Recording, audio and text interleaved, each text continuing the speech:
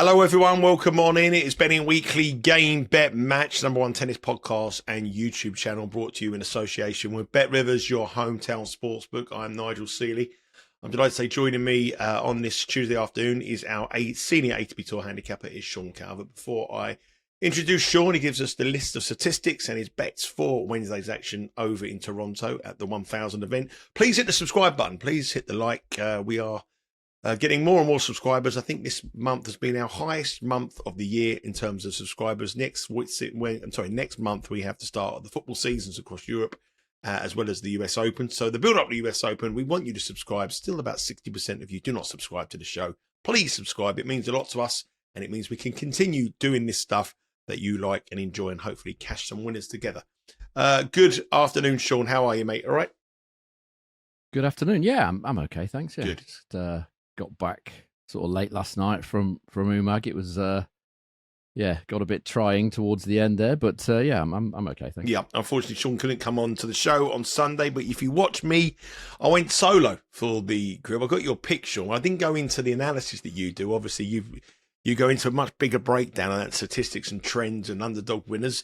For anyone who may have missed that show, it's still available on the YouTube channel. Our picks to the outright are Shapovalov and Felix Auger-Aliassime. But probably perhaps before we go into tomorrow's matches, it might be a good idea to just sort of break down some of those statistics of the courts and the speeds, some of the stuff that we may have missed on Sunday. Yeah, so the conditions, it's played on the same hard-true outdoor hard court surface that Washington, D.C. was played on last week and that Cincinnati's played on. Cincinnati was very quick. People will probably remember from last year, but this is the first time that Toronto's been played on a hard-true. So it's totally new conditions to the for the players. I mean, traditionally, Toronto has always been quicker than Montreal. I'm sure people will know this tournament changes every year between Toronto and Montreal, and they alternate it with the women. So the women are playing Montreal this year. But Toronto's always been quicker. The stats have always suggested it's quicker over the years, probably because it's got 188 meters of altitude at the venue. So before I saw any matches played, I assumed it would be sort of medium fast. I haven't been able to see that much tennis because of things that have gone on, but I can tell you what the players have said, which is probably more relevant because they're the ones there. Tristan had a good win, didn't he, against João Fonseca in the first round. He said, and I quote, "It's very quick here. There aren't too many tournaments where it's this quick. These conditions suit the way I play. I serve big, get forward, and try to make it uncomfortable for my opponent. The last tournament I played was Los Cabos, where it was slow and high bouncing, so it's nice to play on a quick court." The only other quote I've got here is from Jaume Munar, who simply said, "The court is pretty fast." And a couple of others, I think Barrios Vera said that as well, but he's a clay court. You'd probably expect him to say that. But after 12 main draw matches, which is not a great selection, it's only 12 matches, there was 80% holds, but 76% first serve points won is high. That is a very small sample size of 12 matches, so it's not perfect to go on, but the indications that I've had here, the stats that I've looked at, that would suggest that it's pretty quick. As far as the weather's concerned on Wednesday, it's been pretty hot and humid, hasn't it? The first few days, like really hot and humid. It's going to be slightly cooler, but still hot on Wednesday when these matches are played. 27 degrees, which feels like about 30, and of course that's in the shade. So pretty warm conditions, and it seems to be on the quick side. Yep, on the quick side, we have 4 matches we are going to discuss. But what about the underdog winners, Sean? There was a few underdog winners there that were doing okay. Yes, and I saw a couple of them winning, especially that was different tournaments as well. But on the women's side, there's a lot of underdog winners. Is it that time of year that before the transition from Wimbledon to the US Open that you might get some shocks? And there was a lot of withdrawals, wasn't it, on the outright market as well? Yeah, I haven't got them to hand. Actually, if you just bear with me for a second, I can get them up. It's slightly complicated because obviously it's played a different place each year, so it is slightly complex. It might take me a little while to get the stats up of that. If you want to just bear with me a second, if you want to just go through the matches, and I'll get the stats. Yeah, let's have a look. So the matches we are going to discuss so far. Let's take a look at the first one we are going to mention. It's Adrian Mannarino against Ben Shelton. Now, the conditions, as Sean has touched on there, will probably suit both of these players. They're both big servers. They're both suited by fast conditions. But there's a very, very heavy favourite in Ben Shelton at minus 560. And Mannarino, the veteran, is $4. Spread is 4.5, and the total here is 21.5. These two players have met twice before, and surprisingly, both were won by Mannarino when he was an underdog for both matches. He beat him in Australian Open in 2024 in quick conditions when he went to 5 sets, where he battled back from 2 sets to 1 down to winning 5. And he beat him in Miami as well in 2023, another long match. So long matches, overs have been cashing in these 2 matches. And these are 2 matches where the underdog was won both times. What do you think about this? Yeah, I've just got the stats here, actually, of Toronto. 34% underdog winners on average. That's pretty average for the tour, really. Underdog profit and loss. You would have made a profit in the last 7 editions. If you bet every underdog in the last 7 editions for $10, you'd be up $107.92. So yeah, it has produced some decent price underdog winners. 34% is pretty average, but the fact that it is showing a profit suggests that a lot of those winners have been decent prices, and that would correlate with the fact that it is after Wimbledon. You are changing surfaces. Some other players are, they've taken a break and they've got to get started again, and they're sometimes slow to get going. But yeah, so yeah, it has produced an all right number of underdog winners, as you would probably expect. As far as this one's concerned, Mannarino and Shelton, I think it might be tricky for Shelton. This, I mean, Mannarino looked pretty good. I saw the highlights of his match against Marcos Giron, and he played really well. Mannarino loves a quick court, we know that. I know he's at the back end of his career now, but when he's got the right conditions, and the quicker the better for him, he's decent still, and just he's a confidence player, and he looked sure in what he was doing against Giron, and Giron had beaten him the previous 3 times as well. So Mannarino came into that with a poor head-to-head and overturned it pretty comfortably, actually. And Shelton, for me, has got a bit of an issue against lefties, and obviously this lefty in particular. Look at their head-to-head. They played twice, service points won and return points won, totals 100 each. So nothing there, real advantage, but no advantage to Shelton. Mannarino winning 56% on second serve compared to 48% for Shelton. So Mannarino's been the better man from the back of the court. And Shelton, obviously we know he's a big server. He's only held serve 74% of the time against Mannarino. Both those matches played I think they were both on outdoor hard. Yeah, I'm pretty sure they were.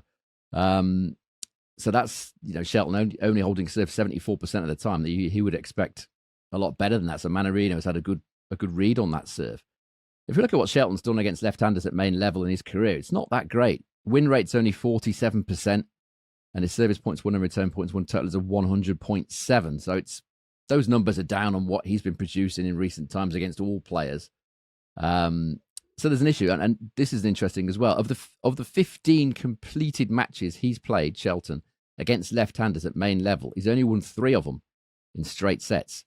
And the 3 that he did win were against players ranked between 102 and 179 in the world at the time of the match. So there's a bit of a question mark against Ben Shelton as far as lefties are concerned. As I said, Mannarino's looked very good against Giron. He won 91% on first serve, even though he only got about 47% of the mins. He didn't serve a very good percentage at all, Mannarino, but he still won 91% of the ones he did get in, and 61% on his second serve. Very, very solid from Mannarino. Shelton, we know he's up and down. He was very good last week against our man Tiafoe. He played a great match there. Really good match against Tiafoe. Came out the next day or the next round and was poor against Davidovich Fokina. So he is a little up and down. For me, Mannarino here, plus money, plus 137 for him just to win a set. So Mannarino plus 1.5 sets. If Shelton wins this, knocks this off in straight sets, so he'd be absolutely delighted, I think. Yeah, plus 1.5 sets. Mannarino is our first official pick in the Canada Masters over in Toronto. So Mannarino won it quick. It is quick, and we think he will give Shelton Test he's 2-0 in the head-to-head. And all those matches that have gone overs. Remember, we haven't got the order of play as of yet, but 11 o'clock Eastern time, these matches will get underway. Head across to the BetRivers website and download the app. If you have a bet on the match, you can live stream the match as well on your tablet or your mobile device. So download the app, get across now. Loads of different markets available, 27 markets around that market's available now on Mannarino against Shelton. And that is tomorrow. Another match tomorrow is that man we just mentioned there. Our pick last week, Francis Tiafoe, who's beaten by Ben Shelton. He's up against Watanuki. Minus 420 is the price for Tiafoe. Watanuki is plus 290. Now, these seeded players have come into the tournament in round number 2, and the unseeded player, Watanuki and Mannarino, have had to get through the first round to have the right to play the seed. And Watanuki has actually come through qualifying as well. So some long matches though. He had a qualifying match which went all the way, and he had a match against Altmaier that went all the way. He's up against an opponent that he has beaten before, and he beat him in his last time they met in Indian Wells this year, but it was slow then. 6-4, 7-6. They met in Miami in 2023. 6-7, 7-6, 6-4. So again, lots of overs, lots of tie breaks. This is a match with a very one-sided favourite, but this might not be as clear-cut as the -420 suggests here for Francis Tiafoe. Yeah, again, Tiafoe, similar to Shelton, he has to be up for his matches. You know, you've got to be pumped for his matches, and if he's not the same player. Both of them, Shelton and Tiafoe, you could say. I wonder what we'll get from Francis Tiafoe here. He doesn't have the best record in Canada, and people will recall that he made the final in Cincinnati last year, which is the next tournament on in about 10 days' time. So he's got a lot of points to defend there, Francis Tiafoe. I just wonder whether we'll see more of an effort from him on American soil in Ohio than we will here. His record at the Canada Masters suggests that he doesn't perform here particularly well. He's got a losing record, 46% win rate here, Tiafoe. Service points won and return points won total 101.5. Not bad, but not great. He can do better than that. And he's lost 4 of his last 5 matches at this particular tournament. So it's not been a good tournament for him at all, really. And when he has faced Watanuki, he's found it very difficult. Francis Tiafoe, the head-to-head does show an advantage for Watanuki, and a decent advantage as well. They've played 5 sets against each other. All of them went to either 10 or 13 games, but it wasn't really serve-dominated. You probably expect, looking at those scores, 6-4, 7-6, 6-7, 7-6, 6-4, you expect it to be serve-dominated, but it hasn't been really. Their head-to-head over the course of those 2 matches is 104-96 in favour of Watanuki. So you wouldn't really want to be betting Francis Tiafoe at -420 based on that. And Watanuki has been winning more points, a bigger share of the points, both on serve and on return. So it's not just his serve that's been doing the business for him. It's all aspects of the game. As I said, it's not been a serve-dominated matchup. Watanuki's won 40% of return points against Francis Tiafoe, which is pretty big. Tiafoe's won sort of 36% as well, so it's not been a serve-dominated, as I say. I just think this will be tricky for Tiafoe. You know, he does find it difficult sometimes. The scheduling would be interesting as well. We haven't got it yet, but if this is an early match, then even more so, because he has regularly said he doesn't like the early starts, but like our friend Bublik, he's not keen on them. And he's facing an opponent here who, when he's fit, which he isn't that often, Watanuki's had a lot of injury problems, he can cause problems for top players. Very solid game. So I think there's some value here in betting Watanuki on the +3.5 games on the game handicap. That's +120. Get plus money on Watanuki, +3.5 games. I think that's the way to go here. Tiafoe, if he is going to win this, he's going to need to be pumped up and play somewhere near his best. And, we've very rarely seen that in Canada from him. The line has moved slightly. It's now +110 for Watanuki. Okay. Still okay? On plus what? +3.5? +3.5. Yeah. If you're getting plus money on plus 3.5 in that, based on the matchup and the fact that Tiafoe has, rarely played his best tennis here, and this is his first match, all that stuff. It's a decent advantage of the guys that have come through qualies and won the first round. They've got a good advantage here. Yep. These guys have never played on this surface before in this tournament. They may have played Toronto before, but they've never played it on a hard trip. Yep. So +110, Watanuki, +3.5. Our second official pick for Wednesday's tennis action. If you like what you hear on our shows, please sign up for our newsletter, get exclusive picks and the free Insider magazine. Sign up for free at bettingweeklystudios.com. That is to get hold of our newsletter and our Betting Weekly Insider, which will be out on Friday. And all that content is free. The match next up is a very, very heavy favourite, Jakub Mensik, the talented teenager, up against Christian Boyer. -715 for Mensik, +510 for Boyer. Spread 4.5. Total here is 20.5. The pair have never met before, but Mensik's we know he shocked everyone by winning the tournament over in was it Miami, was it? He won Miami. Yeah. But since then he hasn't really done much, and disappointing at Wimbledon, get beaten straight sets by Kaboli. Eastbourne get beat by Davidovich Fokina. Batista Agut losing in the first round at Queen's. not the greatest of form. And Boyer has had a big win over Trotter in the qualification. Then he beat Kovacevic last night in good fashion, 7-5, 7-6. Obviously, a young player, American player, 24 years of age, not probably well known outside the top 100. Mensik is well known. And it's Mensik's birthday next week. So, no, I think it's the week after, sorry. But he's going to be 20, so he's going to come out of his teenage years. But this looks a short price for Mensik. I mean, he's a great player if he gets the serve right. I know it's quick; it should suit him. But other than his serve, I'll question how good his game actually is. Yeah, I'm just slightly thrown by the fact that you've told me when his birthday is. I've got the 1st of September. Do you know what it was? I made a mistake. I saw it. I thought it said the 1st of the 8th. I didn't have the old readers on. I put the readers on. I put the old readers on. I saw the 1st of the 8th. I thought no one will pick me up on that straight away. Sean picks me up in a second. I said, I was quite clever what I did. I went, his birthday's... No, it's not. It's the week after. It's actually the 1st of September. It is in a few weeks. Let's say that. Yeah. That's accurate for sure.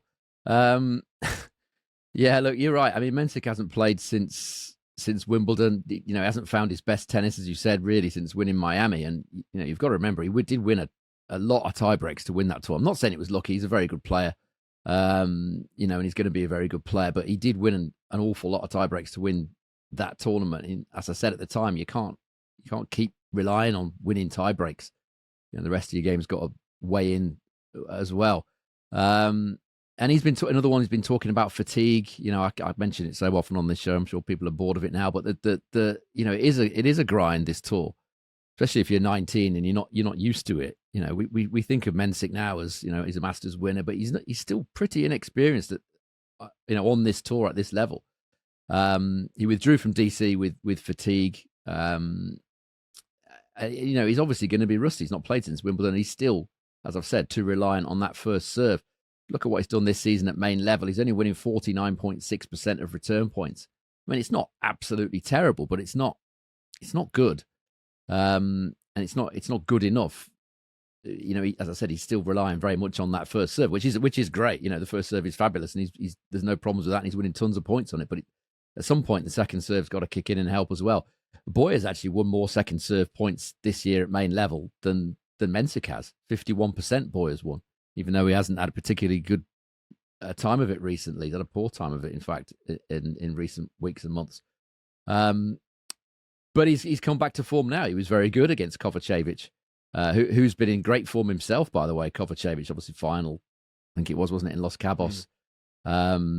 Played pretty well in DC as well. And he was unbroken, Boyer, against Kovacevic, winning 82% of his first serve points. He'll be absolutely delighted with that performance. If we look at what Mensik's done in his opening matches of tournaments, in his last 8 opening matches of tournaments this year, Mensik's gone over 10.5 games 6 times out of 8, and a lot of them went full way to tie breaks as well. So we know the conditions are quick. We know Boyer's serving well. As I said, winning 82%. We know Mensik clearly plays a lot of long first sets in his first match of any given tournament, and a lot of those were on clay as well. So that, they weren't all in quick conditions.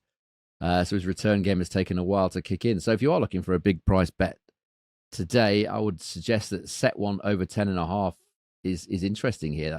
The odds I saw earlier were 3-1 plus $3 on it going over 10.5 games in set one. That would probably be the way I would go here. Or over 21.5 games is reasonable as well. That's around about even money, I think.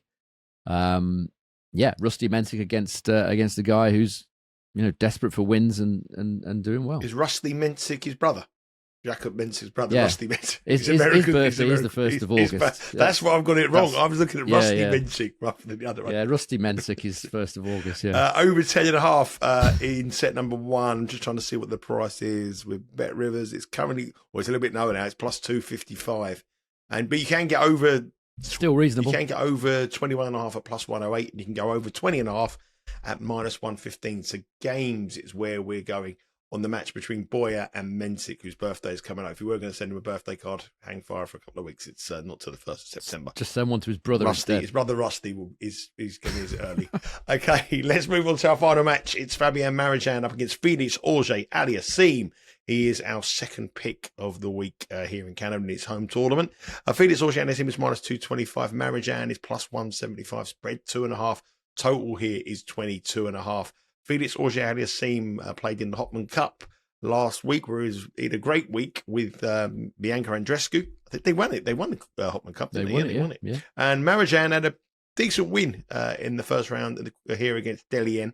He was expected to win, and he did win, but he played rather well, actually.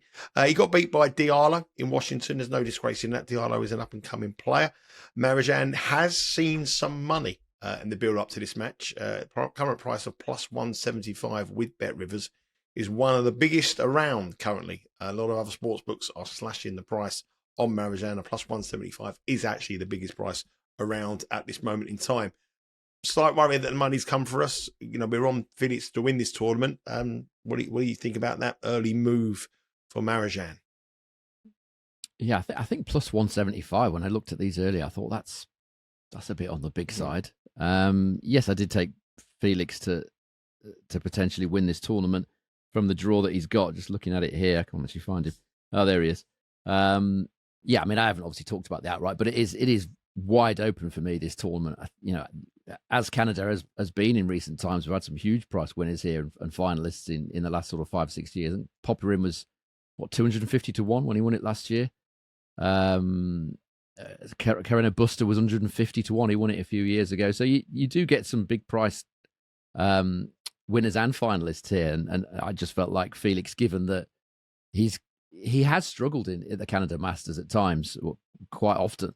But that I felt like that win in Hopman Cup, for Canada, he comes here on the back of that.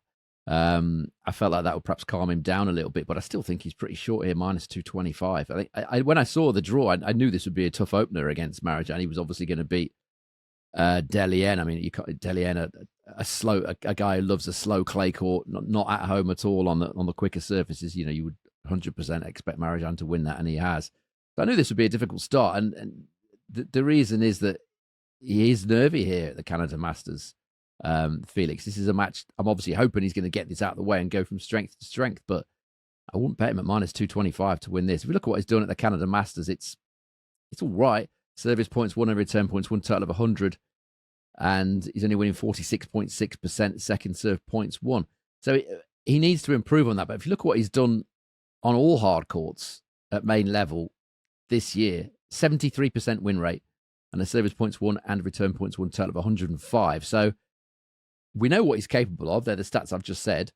He just hasn't produced it yet at the Canada Masters. But this year for me is a great opportunity to really go deep without a lot of the top names playing. So he can do better here. I hope he does do better here. But Marozsan on his day is very good.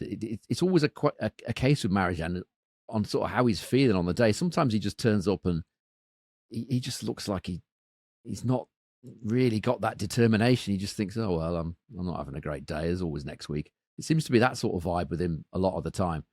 So he's a difficult guy to predict. We look at what he's done, though, this season on outdoor hard, Marozsan. Service points won and return points won, total of 101 and 86% holds of serve. So very good stats. He's only won 50% of those matches, though. So as I've said, he tends to either turn up or not. And obviously I'm hoping that he's not going to. But if we also look at what his record, Marozsan, is like against players from the host nation, i.e. in this case, playing against players from Canada, it's not surprising to me that he hasn't got a great record. He doesn't strike me as the kind of guy that would be in a good situation with the crowd against him. He just seems like mentally just seems a bit fragile. He's played 11 matches at main level against players from the host nation. He's only won 4 of them. And his best win on ranking in those matches was when he beat 86th ranked Dusan Lajovic in Belgrade. That's his best win against a player from the host nation. I think a lot of this will depend on a number of factors. Felix's nervousness or not. I'm hoping that not after the Hopman Cup and pumped up from all that. And the other one is Marozsan's mood. He's very moody, as I say. He's either on it or he's not. But I feel like if you're betting in this one, over 2.5 sets seems pretty good at plus 140. I just think this is too short on Felix. Bearing in mind he does often struggle at at the Canada Masters. The 2-1 to Felix is interesting as well, plus 280.